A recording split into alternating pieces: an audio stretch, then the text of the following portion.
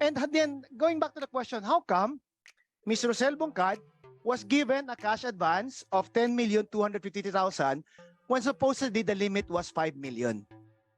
I would like to propound questions to the provincial accountant. Now, as provincial accountant, are you the person responsible for issuing the cash advances of employees? Your Honor, we only process the cash advances. Yes, you process. Yes, Your Honor. But would there be certain requirements before a cash advance can be made? Yes, Your Honor. Like what? They have the authority given by the local chief executive, that is for them, special disbursing officers. To make a cash advance? Yes, Your Honor. And is not one of the requirements that they are required to be bonded? Yes, Your Honor. And that there are certain limits to a certain bond as to how much you can release as cash advance. Is that correct? I'm not really aware of that, Your Honor, because you are the provincial accountant and you're not aware of that? No, that's not what I meant, Your Honor. Because these disbursing officers are directly supervised by the provincial treasurer. So that pag sa banding po, sila po ang bahala doon. Okay, now let me get this. I was never in the local government, no, but let me ask this, no. So if someone comes to you and he was directed by the provincial governor to make a cash advance, what do you do first? We check if there is we obligate the allotment, Your Honor. So you do not check the authority of that person first to make the cash advance? As long as they have the memorandum order from the local chief. The memorandum order. So it is not your duty also to check whether or not this person is bonded?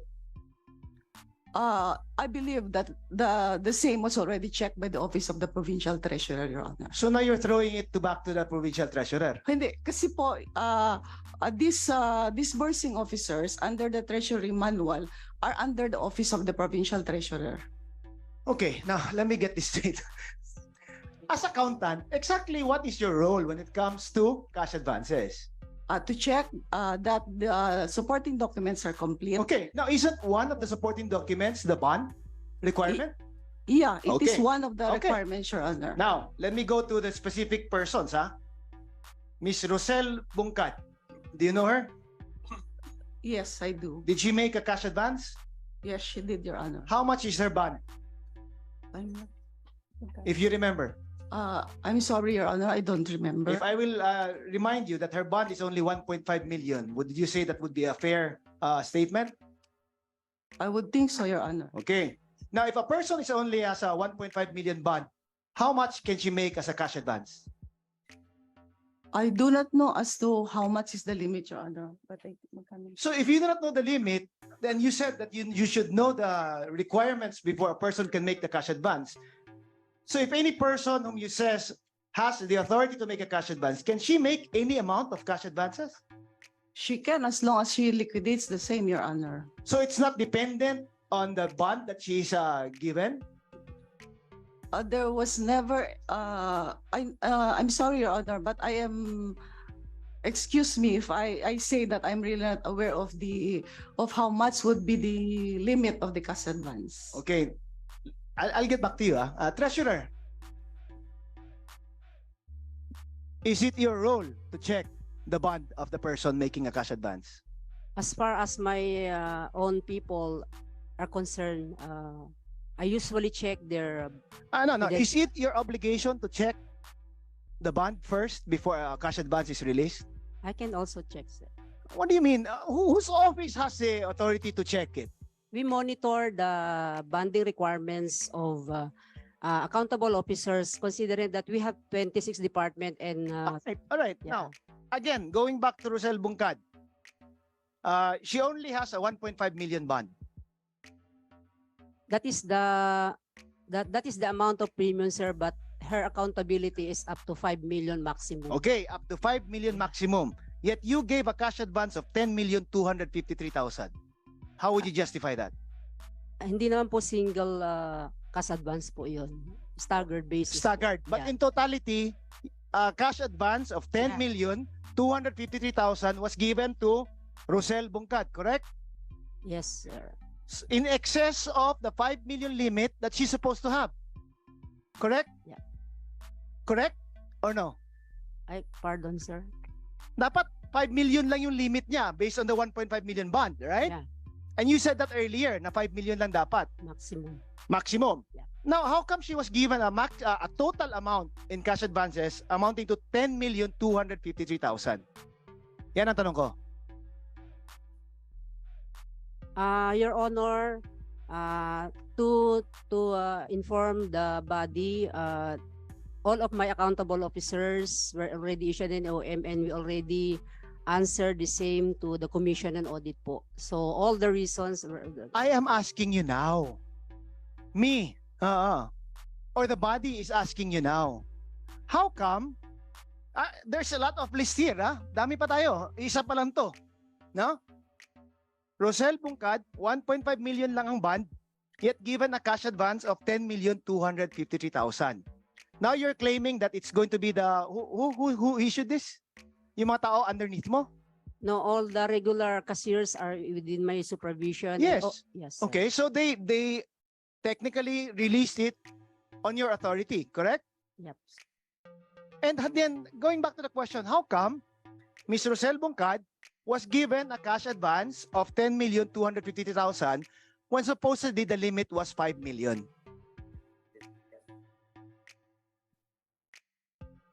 Ms. Mulionga? Yep. Why?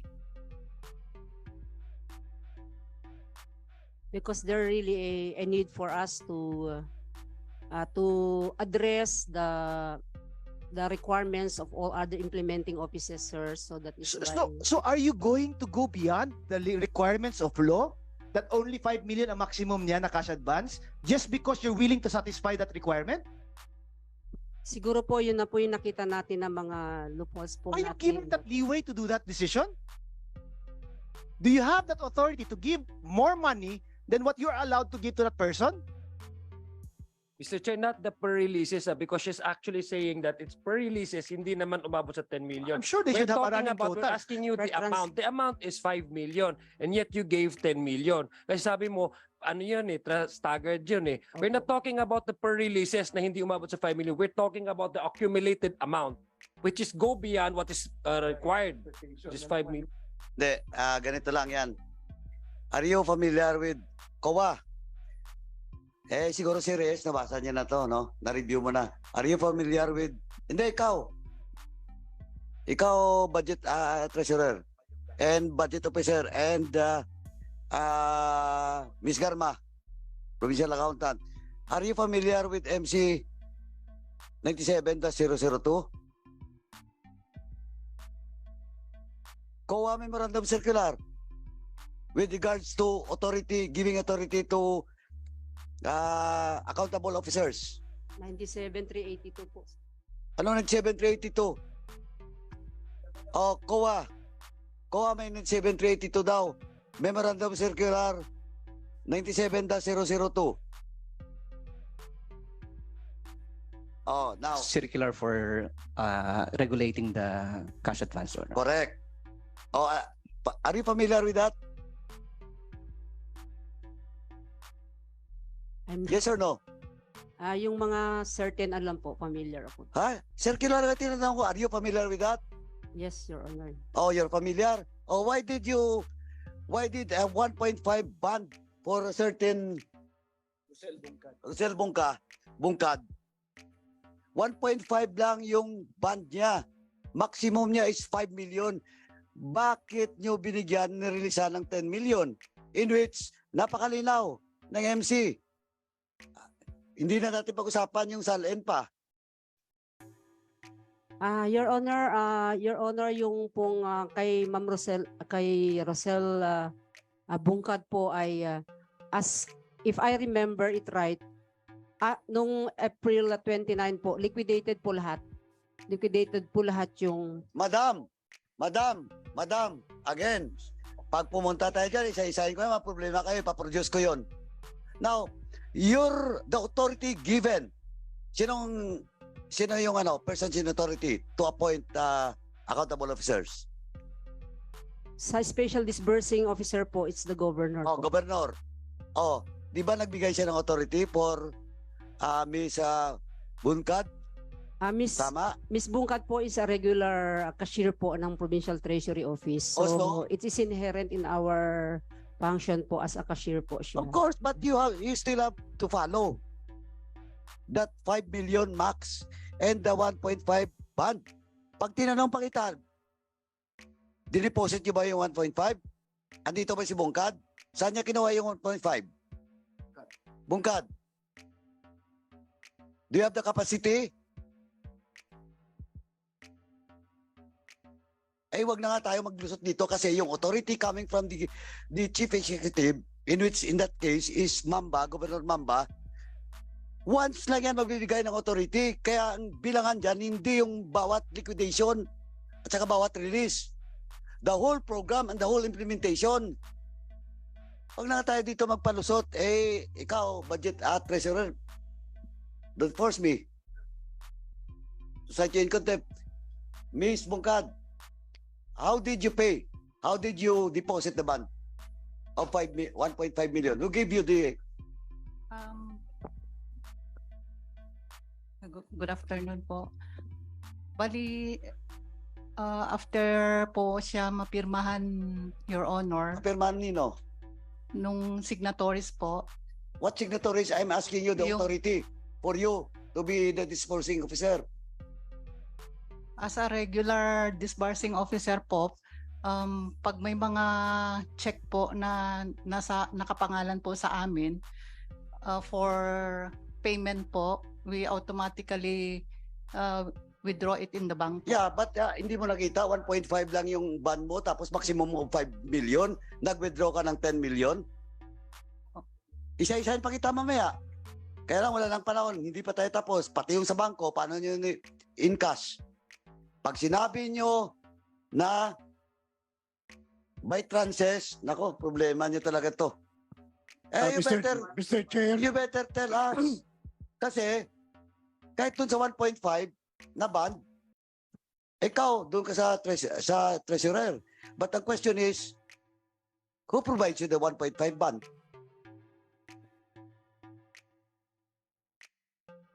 Oh, Miss Bungkad. Ms. Yes, Bungkad, who provides you the 1.5 bond? 1.5 million bond? Yung office po. Oh, treasurer, you provide?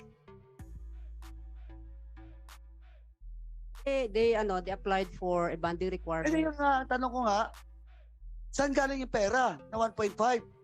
Kasi yun yung 1.5 na yun yung assurance ng government na mababayaran mo if ever there will be problems with regards to disbursements. Di ba? Tama? O tanong saan niya kinuha yung 1.5? Ikaw ang tinuturo niya eh. The 1.5 as allowed by the Fidelity, the Bureau of Treasury is actually the 75% of their actual accountability or maximum Correct. accountability. Don't lecture me about it because that is within the MC. What I'm saying is, mag-bond ka, pag tinanong ko pa to kung magkano ang salin niya, baka you withdraw and disburse 10 million? Oh, what's your salin?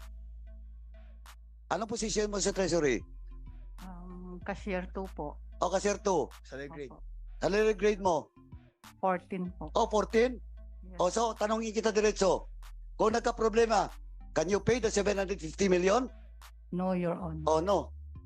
Wag na. Ay, nako. Sinasabi ko na sa inyo, kabisado ko yung COA. Dahil dito sa posisyon ko as chair of the public accounts, inaral ko na yan. Bago ko inassume. In fact, doon sa last budget nyo, COA, nandun ako. I never question your budget. I question all the MCs of COA.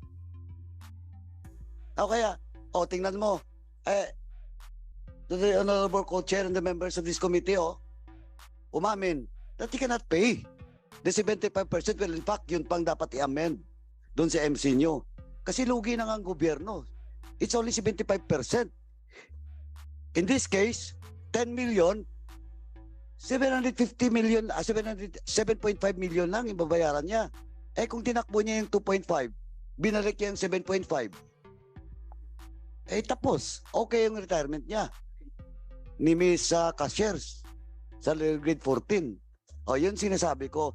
This investigation is not all about cases that was or irregularities in Cagayan. This is all about the laws and memorandum circulars of agencies in government involved in appropriations and at the same time expenditures. Co-chair?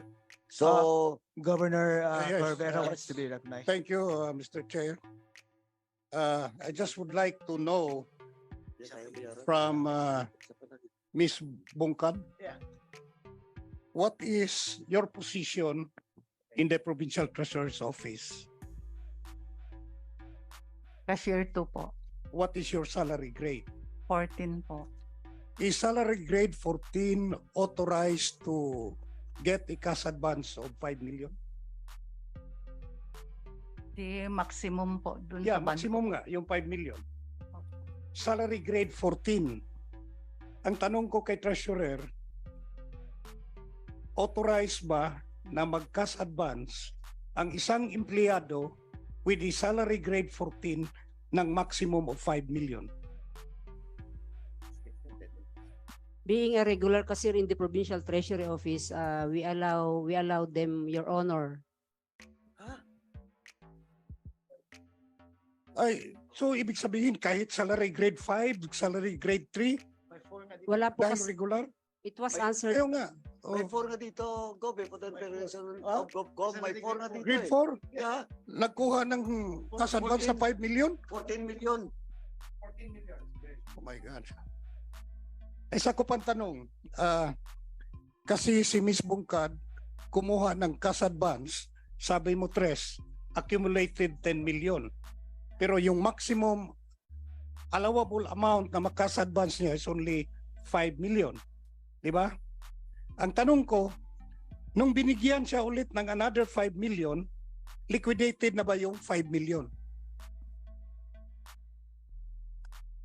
I don't remember her cash because they are the one also preparing their cash book. So perhaps we can ask the. No, cashier you are the also. treasurer. You should be the one to answer my question, because you are aware that there is a COA circular that cash advance cannot be granted to anybody pag di pa na-liquidate yung previous na cash advance. Meron yun. Accountant, dapat na-check mo yung mga supporting documents. Dapat i-check nyo kung na-liquidate na ba yung previous cash advance bago nyo i-grant yung panibagong cash advance.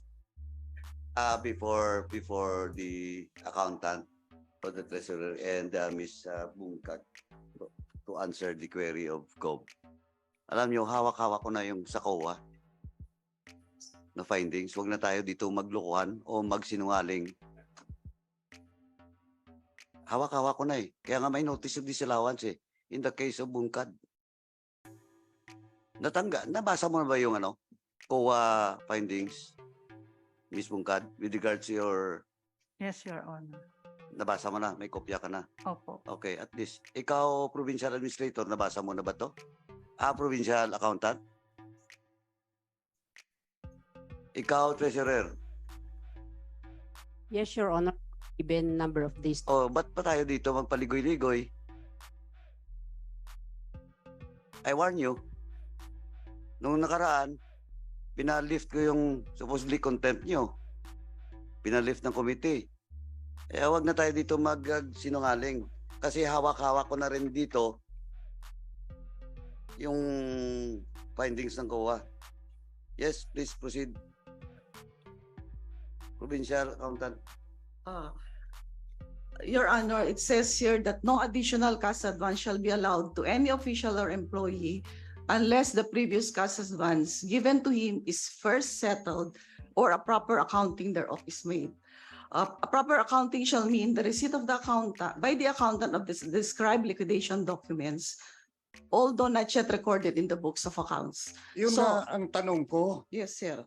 Kasi ang sinabi kanina, ang allowable amount ng cash advance ni Ms. Bungkad is only 5 million. But she was granted, accumulated 10 million. Ang tanong ko, bago ibinigay yung panibagong cash advance, na-liquidate ba niya yung previous cash advance? It is not yet liquidated, but they submit to us the supporting documents, the prescribed supporting documents, sir. Pinapareceive sa amin, pinapakita, although hindi pa namin ito na i-record sa books of accounts namin. Di ba binasa mo yung circular? Anong sinabi doon? Opo. Oh. Given to him is first settled or a proper accounting thereof is made. Yun nga, bakit binigyan ng panibagong cash advance na hindi pa na-liquidate yung previous cash advance in violation of that yung binasa mo?